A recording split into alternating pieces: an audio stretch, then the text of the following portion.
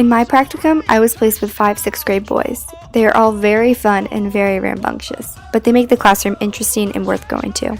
Their students work well together because none of them feel pressure to impress me or anyone else in the room.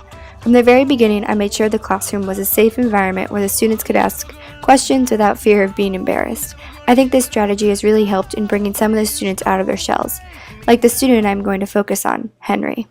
Henry was very quiet from the first day, which I expected. We were tasked with reading Wonder by R.J. Palacio.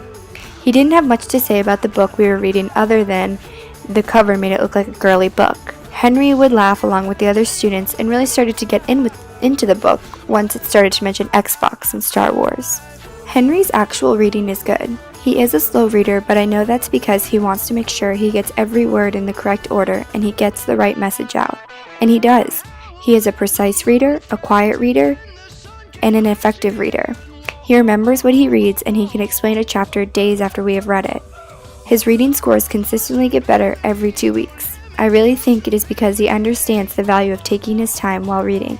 The first activity we did was the discussion leader, and in this activity, the students had to write down questions they had after reading that the rest of the group could discuss. I watched as the boys leafed through the book looking for passages that they remembered. I could see that Henry was trying to remember, but he couldn't pull out his ideas. I went over to him and helped him with some questions that I had while reading. I told him not to write down my specific questions, but he could use them as guiding questions. As you can see, he ended up coming up with some basic questions that touched on the surface of the novel, like, why don't his friends see him anymore?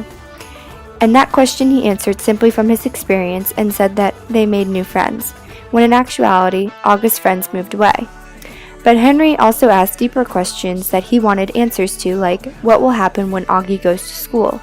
This question wasn't answered in the chapters we were reading, but Henry made inferences and tried to predict what was going to happen to August.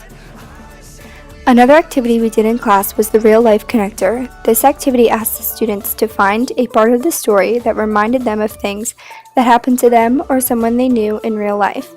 I modified this to include connections between feelings because relating to a student with medical and genetic deformities might be hard for the students. The group of boys I work with appreciated this change and were able to work with it better.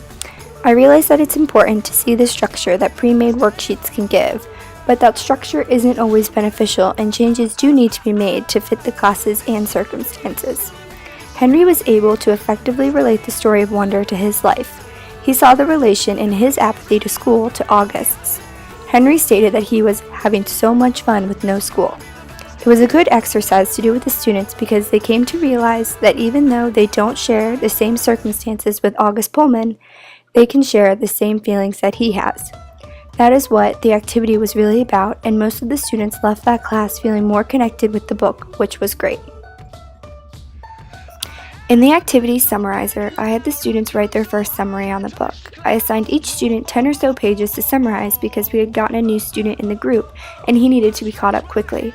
Our cooperating teacher thought this would be a good way for the students to practice writing and get the newly added student up to speed. While Henley doesn't write incoherent sentences sometimes, he knows what he's writing about.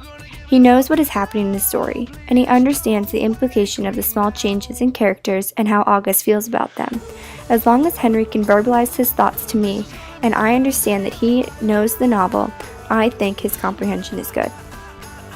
The second summary I had the students do was part of my writing strategy. I gave the students a writing prompt while we were reading Via's portion of the Wonder story. Henry was able to think about how difficult it was for Via to be August's brother at times. He took some time to write his few sentences. He even handed it in after all the other boys did. But he wanted to make sure that he had all his thoughts down. I can see he has the ideas he wants to write because he really has read and retained the information. From the examples I have shown, it's clear to see that Henry doesn't have the best background in writing or vocabulary. He really had trouble in sounding out words and figuring out how they were said. So I devised an activity with words from the upcoming chapters and had the students look for them while we were reading. Then I had them write out the pronunciation and tell me what words they saw within the word that I chose. And lastly, I had them guess the definition while I looked it up and then told them what the dictionary defined our word as. Henry was able to figure out the pronunciation well once he knew what words were inside of it. That was the kicker for him. It really clicked for him after that. So over the next few reading sessions, if he came across a word he didn't know how to say, I would ask him if he saw any other words inside of it, and it was like a light went off. He was able to better pronounce it. Throughout this experience, I have learned that not every problem can be solved in one class period. Literacy and improving reading skills takes practice, and many years of practice. So as long as the students are willing to work, improvements can always be made. And my students are very willing to learn, and I am excited to keep teaching.